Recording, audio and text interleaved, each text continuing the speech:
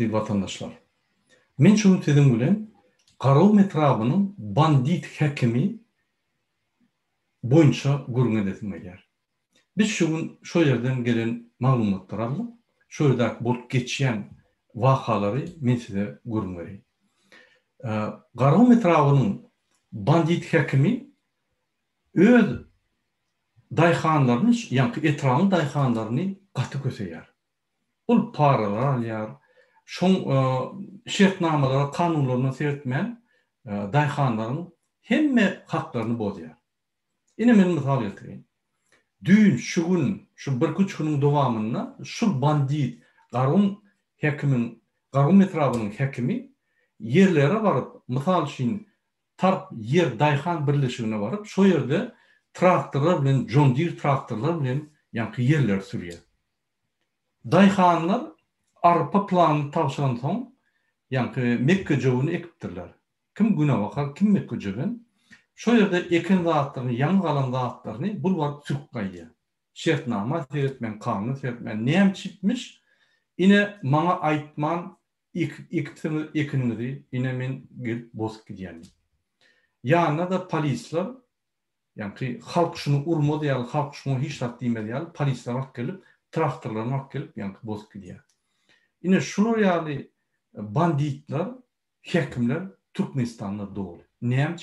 Sebebi Mar vilayatynyň hekimem bandit, Türkmenistanyň prezidentam şular goýýan adam olum bandit. Ine şul bandit hökümeti.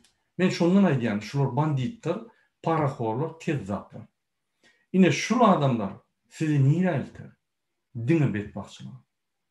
Ine şul ýene aýdyp gelelim, Qarul metrabynyň bandit hekimi, kezzapy ýene aýdyp gelelim şoň edýän işlerine.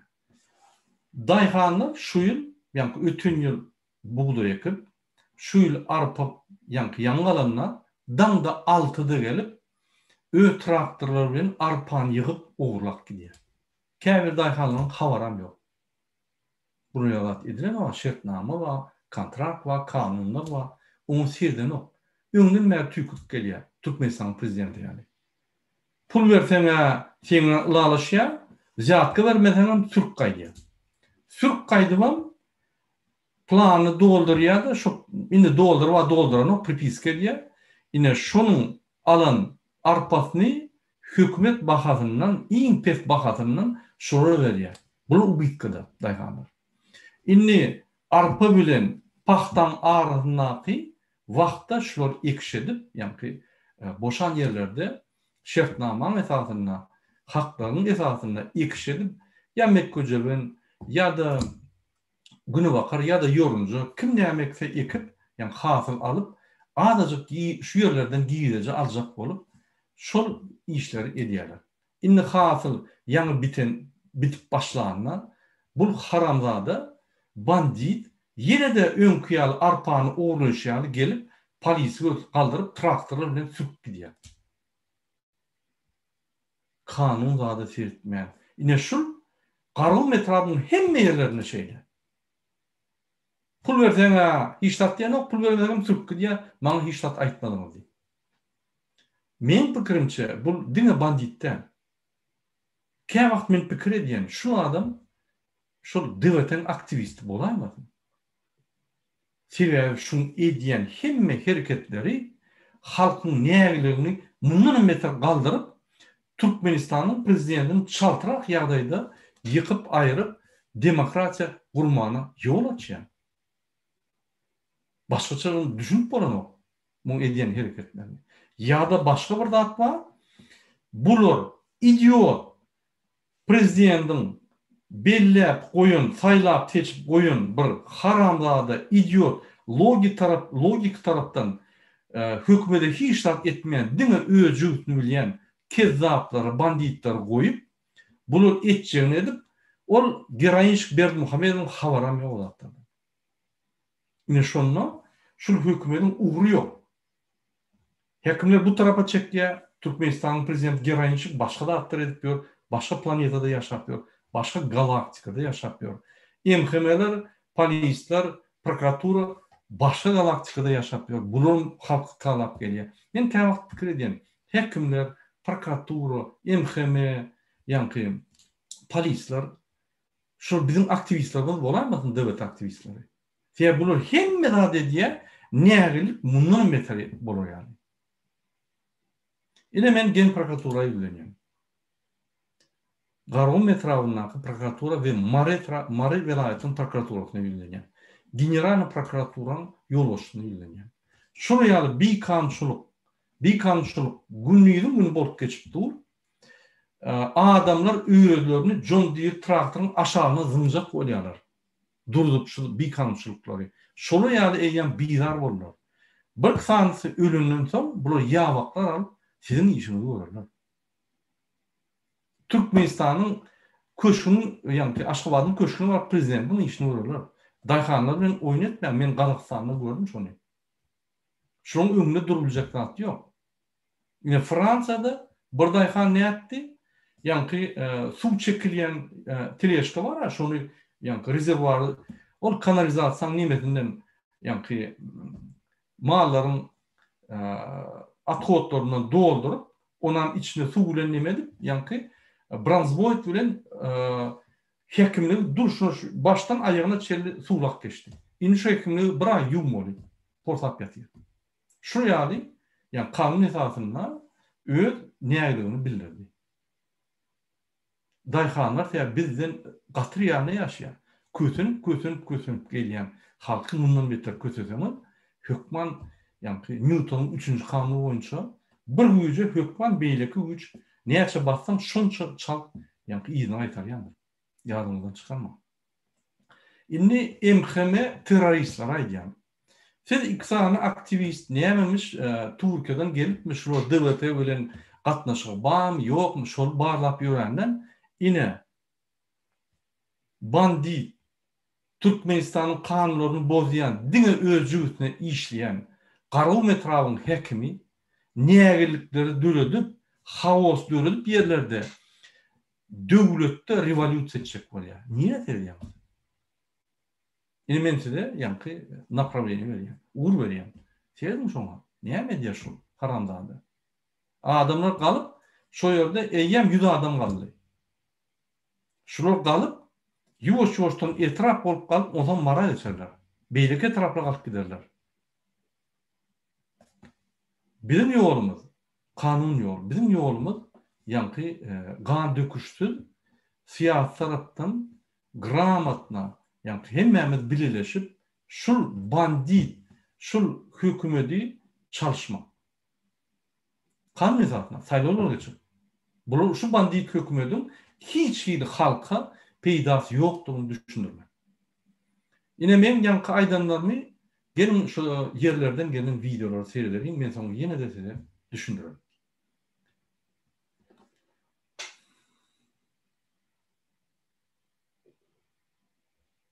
Şu video şuň geldi Gargum etrafyndan. Perdon.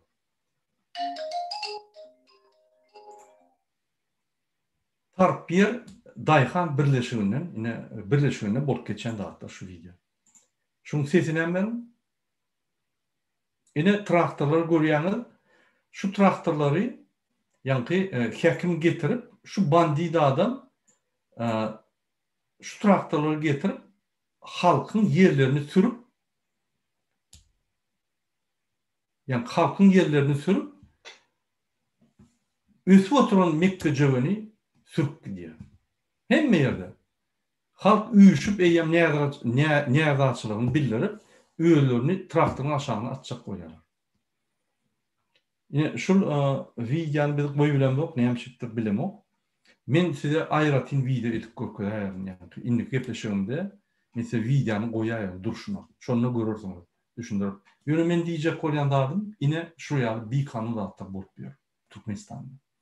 Bu bolup geçen zatlar iýdi hökümetiň özüni dolandyryp bilmeýän wagtda. Şu hökümetiň içindäki adamlar, hekimler alaýtady banditler. Bir o tarafa çekýär hökümeti. Yani behbiydi için bir o tarafa yukarıdaki oturun girayınşın köşkten çıkman gizlenip oturun. Yine men diyen zatlarım hükümet yok. Türkmenistan dolundurlan o pudoklar pıtrap yatyr. O hocalara inni gutorya şoň bilen şu gerek ýene bir gerek halky ýa-ni aldatalar yerlerini sürüp ekinni ýa-ni sürüp bossalar şoň bar çykdyjy ýene gidýär şolaryny hiç wagt hökümete ynanmýar. Bular indi hökümet bilen işlerini durdurmaly. Meşhur başga gaçy ýok.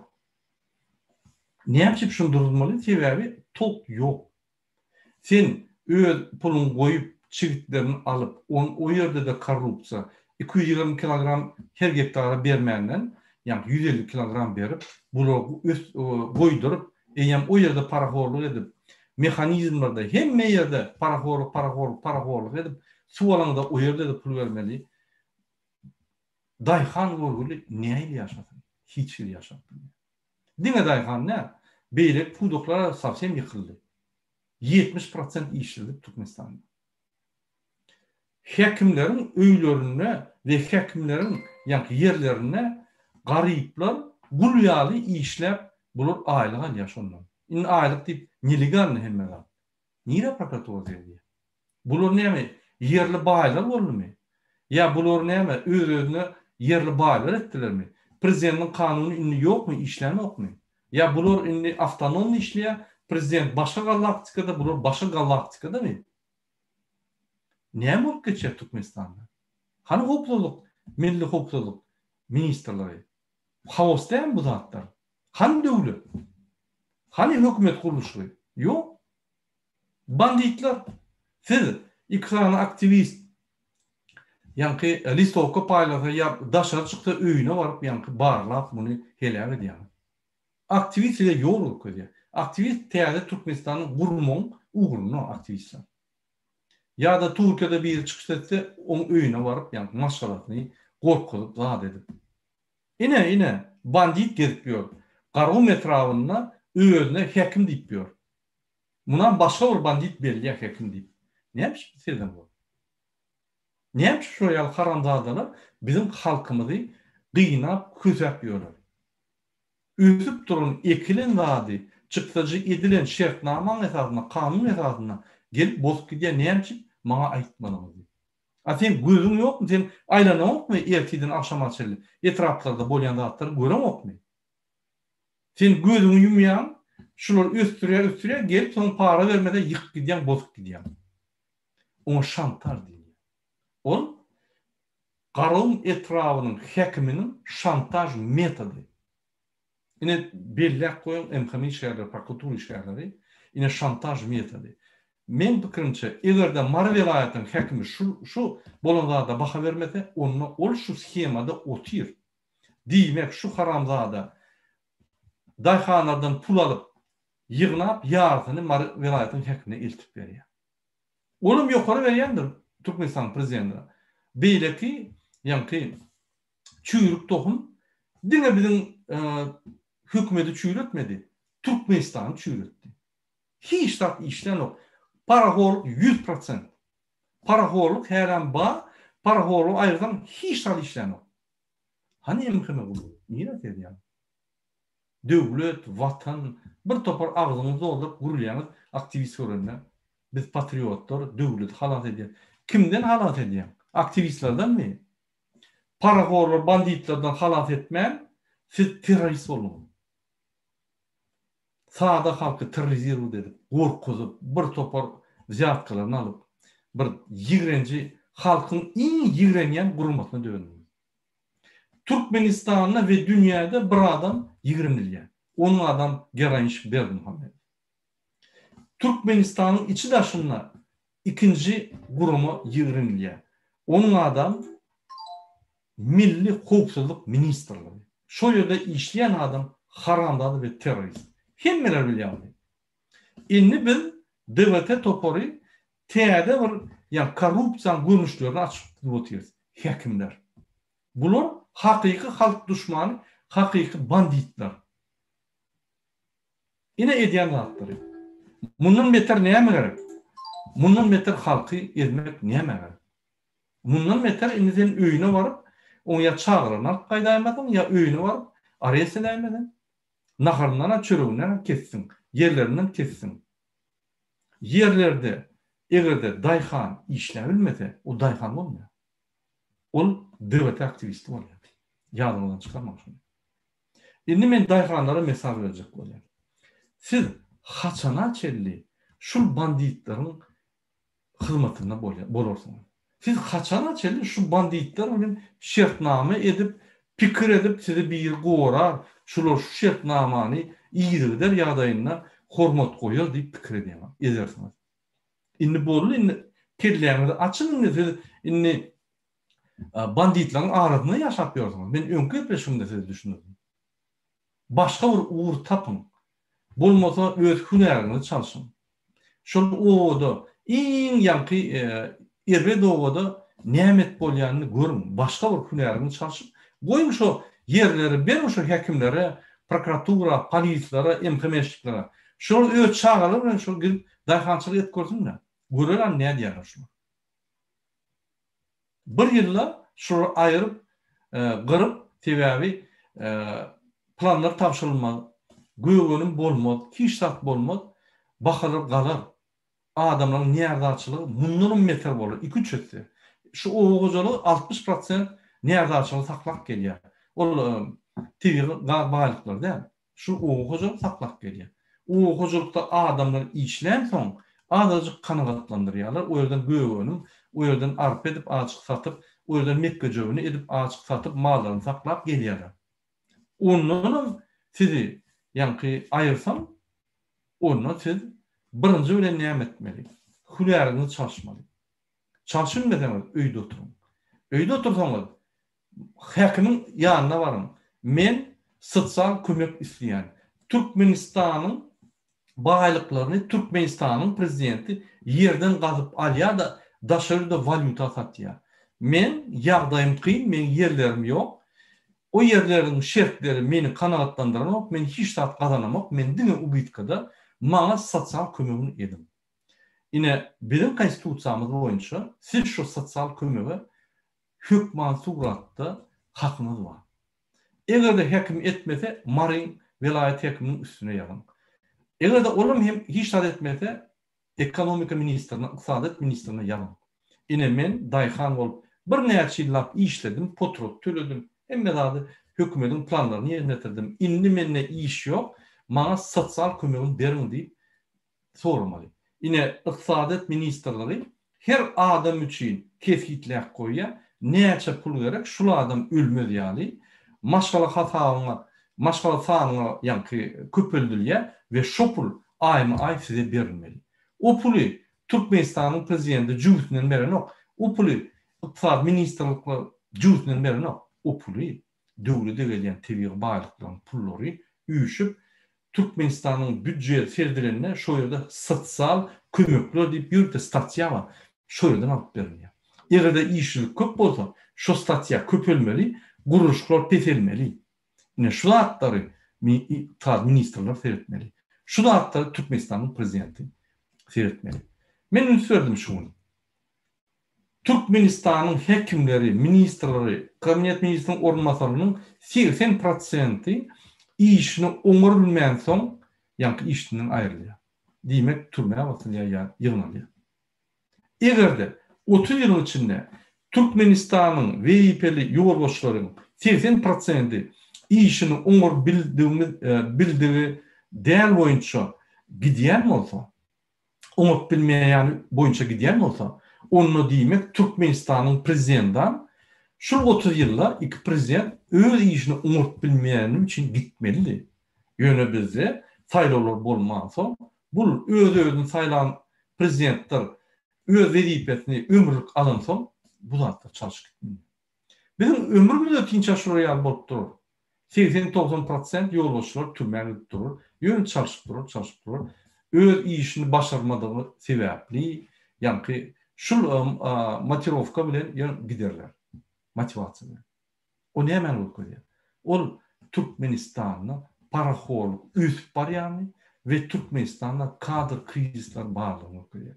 Kadr krizler niye de o olsun? Bilimler paraholuk, instituda girmek için 70 binden başlayıp yukarı dolar. O 70 bin dolar bir, o niye de alyans okulları? Bir yerde üniversitede yiyecek bolsam ýerine men okudum yine. Miray Üniversitesi'nde okudum Tuzan. Şu yerde 320 dolardan, eurodan 375 dolar bir yılına tölemeli. Ondan yılın sonunda төлesem olmadı. Başka tölevi yok. Kayıtlayıp apşıyı alsam şu yerde yani 30 euro, 20 euro apşıyı tölemeli. Kâvirlerine ondan tölemekler. Oku egzamin yok, vstupitilni. Zatkana yani. Girýän, ýöne birinji kursga oturandan egzamin var. Geçen gelmesen yeni täzeden birinji kursa başlaýan. Yine oğuculuğuna etkileri. Hormatly vatandaşlar. Türkmenistan'da hükümet yok. Türkmenistan'da banditler var. En esası bandit Gerenşik Berdimuhamedov ve onun kurulan sistematı, yani bir adam için kurulan sistematının her ne kodundan öl yerine banditler. Men şunu size Qarun Metravının bandidi hakkında, hekime hakkında kurulmadım. Yine şu yarı banditler hem de vilayetlerde var. DVT toparı her wagt aydyp durur şu banditlerini ve ýüzlerini gürketip durur. Bizim halkymyz tanımaly. Indi dayhanlara yeni olarak ýatlaýan öl hükümet bilen banditler bilen aragatnaşygyny durun indi. Näme tok we arpa ekip utulýanyz, Mekke jöwünün ekip ýa-ni hiç hükümetten pul alman, öz puluny eken zadyny, öz ýa-ni çykdyjygyny sürüp gidýärler. Indi zaman paxta ektirerler ya paxta yığdırarlar. O yerde de gizleci yok. O bıyıkka. Öyde oturun ardan düşünüp öz sağlığın bir zaydın. Yine şuraya alayım. Başka bir hüner tapın. Ya başka bir yani biznesin bir da tapın. Türkmenistan'ın bandit hükümeti bilen hiç gili aratını saklaman bir yıl. Men size garanti vereyim. Bir yılda şu kapıyını katmada men hiç tak bilmedim. Durun polni. Traktör sürüyen traktoristler, yer abrabotka ediyen yani dayhanlar, hemmeniz durun. Koy hekim işlesin, ılgısın. Gumpart yüreğinden kapıma kapı aylan, haş edip ağlar. Diye bunu basarlar olmasa. MHM, polis, yani prokuratura şu hekimlerin üstüne bulalım, yani şundan pul alıp ya şuna can edip, o vezife planı oynayıp, o yerden zat kalıp, şu biznesini edip bulur. Bular şantaj metodunu kullanıyor. Olaram hekimi şantaj edip başka metod olun. O yerden bulur. Yine hemme pulları yani ünümleri yasayan sizde. Siz durursanız ünüm olmasa onun zatkı yok. Onun şu banditler öğüleri işlemeli oluyor. Şunun için ben sizin hemmenize haýyş edýän. Dayhanlar indi durun bolly, şular banditler bilen aragatnaşygy saklaman. Şertnamalaryňyz durun, tok yok. Diňe o buytka, diňe nerwiňiz oýnanýar, diňe ýa-ni puluňyz ýitirýär. Näme? Başga bir zat dedim. Ine şunun bilen men öz gysgaçyk ýa-ni çykyşymy tutarýan, ýene de ýatladýan hormatly vatandaşlar, Türkmenistana dolar geçirmeni minimalni edin. Jay urýaňyz, maşina alýaňyz tapagy yok, ýygnak goýun, ýollar açanynda bararsyňyz şöýde, gurursyňyz, edersiňiz, goýarsyňyz. Türkmenistanyň diktator rejiminiň bandit toporunyň sponsoru bolmaň. Doğun arnaşynyňda diňe iým üçin puly iýerin, ondan beter iýerme. Şolar ýa-ni täze sotuwy telefon aljak bolsa, smartfonu kömek edin, internetini tölen. İnternet açan soň öwredin şolara Telegram, ýa-ni Telegram açmana. Telegram açan soň öz kiçik toparlaryňyzy edin, ýa-ni garnaşlaryňyz bilen. Hökman politika däl, öz toparlaryňyz bilen, ýa-ni öz garnaşlaryňyz bilen topar edin. Şo ýerdäki bolup geçen datlary videonyň suratyny iýerip dursun. Iýermese tölemen puly. Produktlary iýermem, iýerler. Ben internetde görýän. Diňe hökümet informasiýasy, ýa-ni hökümetiň suratlary, başga surat, video Türkmenistan boýunça ýok. Näçe? Sebäbi siz pul berýäňiz, olar pul alyp içinde yerli gullaryň ýokarsyna kezledip ýörler. Türkmenistan'daki içindeki bolyan dağıtların hem informasyonlarını size getirmeli şolar. Siz pul berýäňiz. Siz şonu saklap dursunuz. Hökman bolup geçen dağıtların videoları, suratlarını size iýersin. Şu ýaly internet dolup galar. Onu Türkmenistan'ın propagandisti Goebbels'i iň uly haramzadasy Viktor Khramov'un tehnikasy işlemek. Yani hemme informasiýa Türkmenistan çykardylar. Sen daşından iýere durursun. Hökman siyasata goşulmaly liýanat ýok. Informasiýa ýörep durmaly. Şonu kömek edin. Öz gardaşlaryňa da köp zady bilersiňiz, köp zady görürsiňiz, köp zatlary uly iýerersiniz, uly öwürler. Şoň üçin dolarlar durulmaly maksimalna. Gardaşlaryňa iýerende men sana puluny iýerýärmi? Video, surat, çağırmyň, öňüň daşy, bolup geçen hadisalaryň hemme videolaryny suratdan iýermäňi diýip. Yani smartphone atların internet tölen iýer buluşdy. Bolmasa siz bankyň diregine Türkmenistanyň kreditoriýaly yani rejimi sponsor bolup durýar. Yok, onu edin, yani pulunu berin, ýöne iýinden talap edin. Onu etmeli zatdan. Ine başka da bir ýatlatjak ertir bir Türkmenistanyň içindäki tutulan grajdanska aktivistleriň goldogyny Zoom protestlerini geçirýär. Şu Zoom protestde isteýän adam goşulypdylar. Kimde kim goşuljak bolsa, aýtjaklary bolsa, şu grajdansk aktivistler Türkmenistanyň içinde tutulanlara gola berjek bolsa, erti mümkinçilik bar.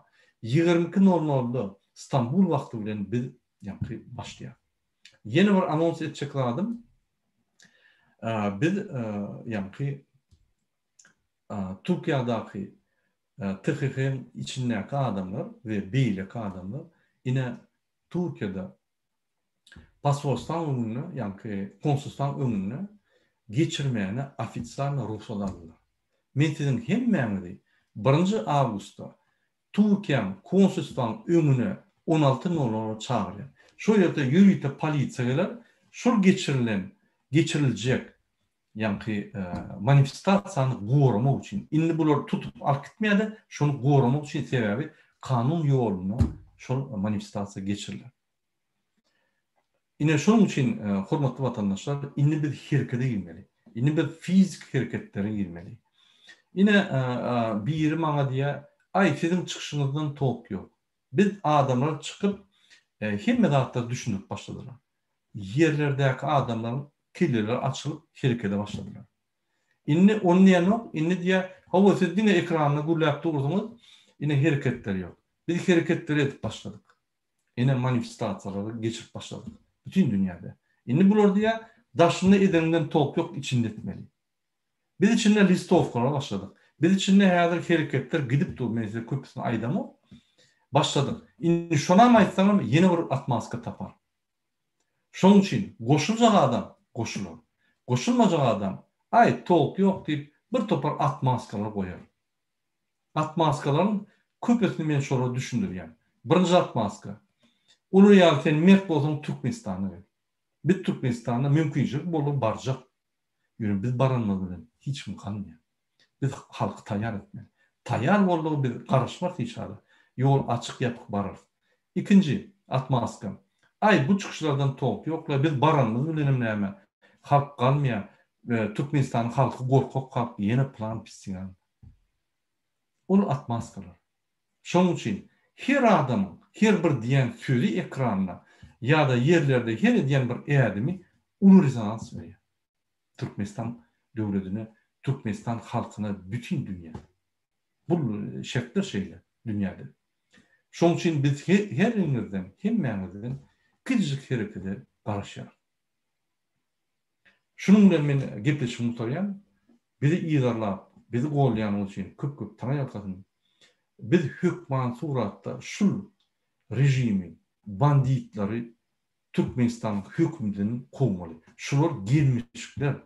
Türkmenistan hökümünde gelmeşekler. Hiç wagtyň dowamında şu ýaly banditler hökümde gelmelilerdi. Saýlawlar bolman soň, bu saýlawlar bolman prezident özüni saýlan soň ýanynaky Viktor Khramo we Jadanyň kömegi bilen indi şu adam saýlawsyz hekimleri, bandit hekimleri goýup uraran kontrol etdiler. Öz maşgalaryny kontrol etdiler. Öz doganlaryny kontrol etdiler. Öz ýegenlerini kontrol etdiler. Goýan hekimler kontrol etmeli. Bir ukypsa ne alaca deyin direnç. Ine şu ýagdaýda Türkmenistan dine tebir bağlılığını bilen durundurup gelýär. Şoň üçin biz bu ýani tehnologiýadan, bu sistemadan, bu ýani metod, hökümet dolandyryş metodidan gitmeli. Biz üsün, açyk taýdagly, açyk öňe gidiş, prozraçny sistema geçip adalet metbuat, adaletli, adalet döwlet kurmaly. Başan açýar. Şoň üçin Türkmenistan öňe devlete